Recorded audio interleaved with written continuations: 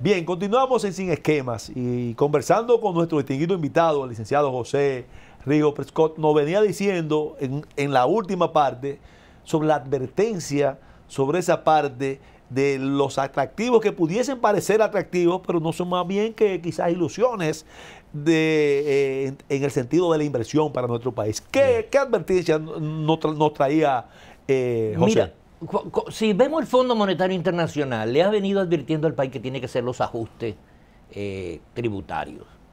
Es decir, que tiene... Ahora, el fondo nada más dice, hay que ampliar las bases para recaudar más. Sí. No dice, hay que mejorar la calidad del gasto. Sí. Hay que invertir para tener retorno. No, ahora le dice, ustedes están llegando a al límite del 60% porque del que producto. El fondo no cree que eso no es posible. Ellos creen que si tú pones los impuestos a mejorar la base, sí, eso va a ser obligatorio.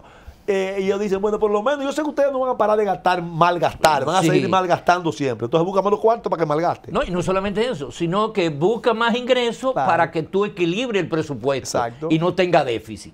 Pero si tiene más dinero y no tiene los controles, no hay contrapeso, no hay consecuencias, no hay una ley de responsabilidad fiscal, no hay penalidades al que se roba los cuartos del Estado, pues indudablemente que no importa cuánto tú le pongas en esa arca, se lo van a llevar, ¿no? Y eso es de las cosas que hay que plantear.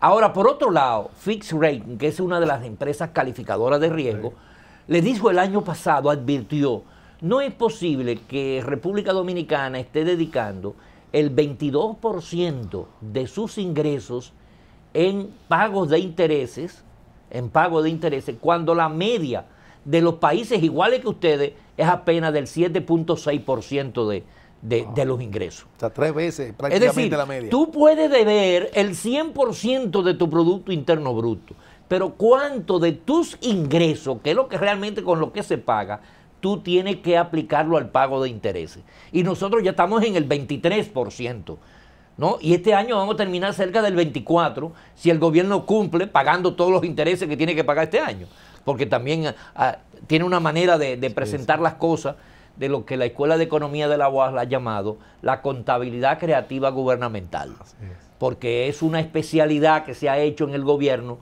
para esconder las cifras reales, para engañarnos cada año a través de, por ejemplo, me dicen... a través de mecanismos que lamentablemente se utilizan en instituciones financieras estatales para algunas de esas cosas. No, entonces tú ves, por ejemplo, en la apuesta de modificación al presupuesto de la ley de este año, el gobierno ha sometido reconocerle a la sede 1.733 millones de dólares de deuda. Le ha reconocido que las EDES tienen 611 millones de dólares del año 2018 que no van a poder cubrir y le autoriza a la sede que busquen un préstamo, pero que ese préstamo no vaya al Congreso. Pero además les reconocen, las EDES cogieron prestado 495 millones de dólares este año para pagarle a contratistas y suplidores, que no sabemos cuáles son, porque no hay una descripción de eso, ahí está la falta de transparencia, que el gobierno va a asumir esos 495 millones de dólares y que se le autoriza al Poder Ejecutivo a través del Ministerio de Hacienda a que el ministro vaya y se siente y firme un préstamo con un banco por 495 millones de dólares y que no lo manda al Congreso. Pero además de eso, le autoriza y le reconoce que con los generadores eléctricos de este año hay facturas pendientes por 33.000 millones de pesos. Y le autoriza también al ministro de Hacienda a que vaya a tomar ese préstamo o que haga emisión de bonos sin tener que ir al Congreso. Entonces, cuando tú tienes ese panorama de discrecionalidad, de violación a la Constitución, porque el Congreso, cuando se firma, para que la gente pueda entender el procedimiento congresional, los acuerdos de préstamo tienen que estar autorizados en la ley de presupuesto. Yo te autorizo, primero yo te autorizo a que tú busques tanto. 100 millones de dólares prestados. Entonces, cada vez que tú buscas algo de esos 100 millones, tienes que ir al Congreso. Ahora, esos 100 millones de dólares que tú buscas prestados, tú tienes que tener, el funcionario tiene que tener un poder especial del presidente. Del presidente, exacto. Le autoriza a ese funcionario a que firme un acuerdo de préstamo por 100 millones de dólares. Establecido ya en el presupuesto. Establecido no ya inventado, nuevo, no, ni nada por el estilo. Pero lo que yo te estoy diciendo no estaban ahí. No es así. No estaban en el presupuesto. Exactamente. Entonces, ese acuerdo de préstamo va al Congreso firmado por el funcionario y se aprueba como resolución con una sola lectura en ambas cámaras. Porque el Congreso, y muchas veces critica a la gente al Congreso y no sabe que el Congreso no puede modificar un acuerdo de préstamo. O aprueba o rechaza. O lo aprueba o lo rechaza. Pero como es mi Congreso y tengo la mayoría, se le aprueba. Es un sello comígrafo, lamentablemente. Exactamente. Entonces, todo eso, ¿qué es lo que te está indicando? Óyeme, que vamos hacia un desorden tan grande que el país no va a poder responder. Si no hay un cambio de las estructuras, si no hay un cambio de ese Congreso a partir del 2020, si no hay una profunda revisión a todo lo que es fiscal, porque cuando nosotros hablamos de política fiscal hablamos de 3 componentes, de ingresos, de gastos y de financiamiento. Entonces, si tú no pones tope al financiamiento, si tú no eficientizas los gastos, tú no puedes pedirle al contribuyente que pague más impuestos, que era lo que tú decías. Exactamente. Es decir, ¿por qué yo le voy a pagar si se lo van a robar?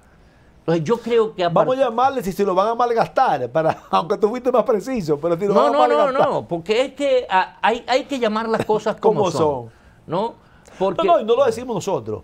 Ahí también los organismos, todos los organismos que han hecho novelaciones, en el mejor de los casos han dicho que aquí se van X cantidad de dinero en corrupción, bueno, por encima de 100 mil millones de pesos. El BID estableció que en despilfarro y malgasto se va el 3.4% del PIB. Esos son 164 mil millones de pesos en despilfarro. Y te quiero dar algunos datos de despilfarro, porque... Oye, tú dijiste uno al inicio. Sí, pero y ese no es el más grande. Tú hablaste de 11 millones de pesos en publicidad diaria. Pero fíjate... Pero hay otro más fuerte. Que en estos días vivimos un momento de las primarias políticas. ¿Qué pasó en el mes de septiembre en el gobierno en determinados rubros? Por ejemplo, en publicidad y propaganda. En el mes de agosto, el gobierno gastó 261 millones de pesos en publicidad y propaganda. 261 millones. En el mes de septiembre gastó 496 millones de pesos. Wow. Un 90% más. ¿Para qué? Para la precampaña de su candidato. Claro. Sin duda. Ahora, en remuneraciones de personal transitorio, el personal transitorio no debe de existir. No. Que sabemos lo que es el personal transitorio. Es nominilla. Es una nominilla. Y persona contratada, igualada. Para lograr el objetivo en la primaria y de ahí para allá, cancelado. En agosto se pagaron 870 millones de pesos. Y en septiembre 1.052 millones de pesos. De personal transitorio. De personal transitorio. Y se incrementó en 182 millones de pesos personal transitorio. En compra de vehículos, el gobierno en el mes de agosto gastó 282 millones de pesos. Pero en el mes de septiembre invirtió 519 millones de pesos en compra de vehículos. ¿Tú me puedes explicar con cuántos vehículos se pueden comprar con 519 millones de pesos en un mes? ¿No? Bueno. En un mes. Eso es un incremento de 238%. Entonces, ¿eso se está aplicando para qué? O para la campaña del candidato del gobierno. Y cuando vemos el ministerio que esta persona tenía, ahí vemos cosas interesantes. El Ministerio de Obras Públicas, en el mes de agosto, se gastó 490 mil pesos en alimentos y bebidas. Alimentos y bebidas, bueno, está bien. 490 mil pesos. 490 mil pesos. Pero en esa parte no ha sido tan pero en agosto. Escandaloso. En agosto. Porque si tú le pones ahí 400. Pero en agosto. Digo yo, lo es como quiera. Sí, no, pero eso no es nada. Pero en septiembre fueron 10.200.000 pesos. Ahí está. Ahí tú me dices 490. No, eso es justo. En un mes. Hasta poco yo me lo encuentro. Pero ya 10 millones de bricolas. 10 millones 200 mil pesos en el mes de septiembre. Y eso sale publicado en el portal de DIGEPRES y en el de transparencia. O sea que tú no lo estás inventando. No, nomás tienen que ni entrar estás diciendo una información aquí alarmista y nada. Es una información que está pública a todo el mundo. El que quiera investigar entra al portal de la DIGEPRES, va a estadística, ahí le da un clic, le sale gasto, le da un clic en gasto, ahí le sale otra ventana que se llama tablas dinámicas, ahí le da un clic a las tablas dinámicas, en las tablas dinámicas entonces tú le das a que déjame decirte, hay que reconocer al gobierno, a los gobiernos del PLD, hay que reconocer indiscutiblemente que en materia por lo menos de tecnología, para que todo eso se vea, aunque no se haga nada con lo que se ve, le ha permitido a uno por lo menos ver las cosas. Sí, pero lamentablemente uno la ve, pero las consecuentes acciones de las denuncias que uno puede hacer no pasan de simple denuncia. No, es que el dato financiero es para decir que estoy dando las cifras, pero el dato físico no se ve. Okay. ¿Cuál es el dato físico? ¿Qué yo consigo con el dato financiero? Es decir, si Obras Públicas me gastó 10 millones de pesos en alimentos y bebidas en el mes de septiembre, ¿cuál fue el impacto en la calidad del trabajo de Obras Públicas? ¿Qué fue lo que aportó esa inversión de ese dinero? ¿Cuál fue el objetivo? ¿Cuál fue el resultado? La meta física, ¿no? Y es lo de lo que... Y en septiembre no estaba Semana Santa, que se gasta en Semana Santa mucho. No. Digo, creo yo. Pero también en personal transitorio, en nominilla, pasó de 96 millones a 190 millones de pesos. De un mes a otro. De un mes a otro. Es decir, en el mes de hablando más del 100%. 94 millones de pesos en personal transitorio en el mes de septiembre. Adicionales. ¿Qué te quiere decir eso? Y cuando veo lo que es viático dentro del país, que el gobierno se gastó unos 20 millones de pesos más que el mes anterior, y en pago de combustible que se gastó 13 millones de pesos más, tú dices, bueno, compra de vehículos, combustible, viático y personal transitorio, eso es campaña política. Eso es parte de la pre-campaña del gobierno, ¿no? Y en todo eso hay más de 1.000 millones de pesos que tiene que aplicarse necesariamente a este manejo con tanta inequidad para imponer un candidato. Yo digo, José, oye, porque esta es una historia que se repite. No es algo que ocurre esta vez y no ha ocurrido antes. Claro. Siempre hablamos de lo siguiente. Decimos en épocas preelectorales, cuando se dan estos derroches, estos despilfarros, que estamos acostumbrados a verlo y en muchísimo mayor proporción, yo diría groseramente mayor proporción en los gobiernos del PLD, porque hay que decirlo claro, porque a veces aquí a veces dicen que nosotros también gobierno se hacía eso, pero no podemos hacer una comparación proporcional cuando es del cielo a la tierra.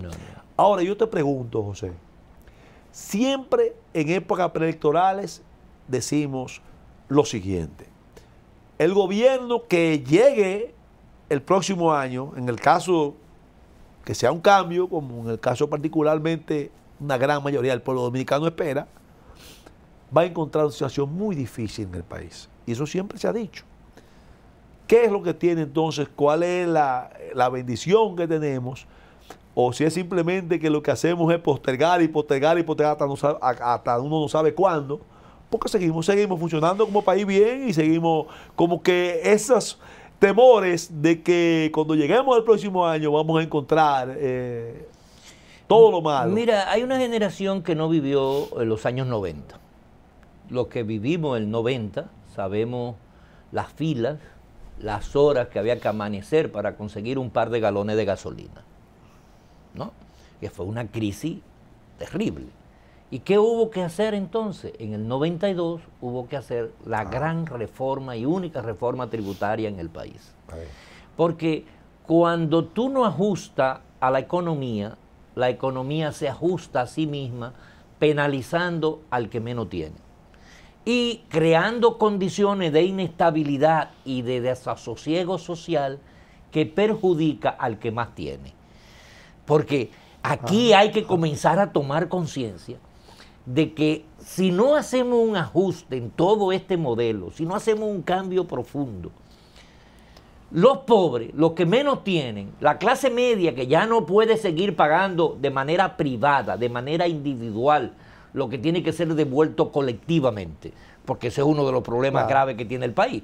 Nosotros como clase media decidimos mandar a nuestros hijos a colegios privados, comprar nuestro propio medio de transporte, tener nuestra propia seguridad, salud privada, tener nuestra propia plan de salud médico, tener nuestro propio inversor o planta eléctrica, tener nuestro propio pozo o cisterna o tinaco. Es decir, nos hemos resuelto de manera individual y nos acostumbramos a eso, lo que tiene que ser resuelto colectivamente. Ahora, el costo de eso ya no es posible con el nivel ni la calidad de empleo que tiene la República Dominicana. Dame también otra pequeña pausa para que no cortarte en la parte final de esta interesante conversación, para que podamos cumplir con compromisos de Sin Esquemas. Continuamos en apenas un momento con nuestro distinguido invitado.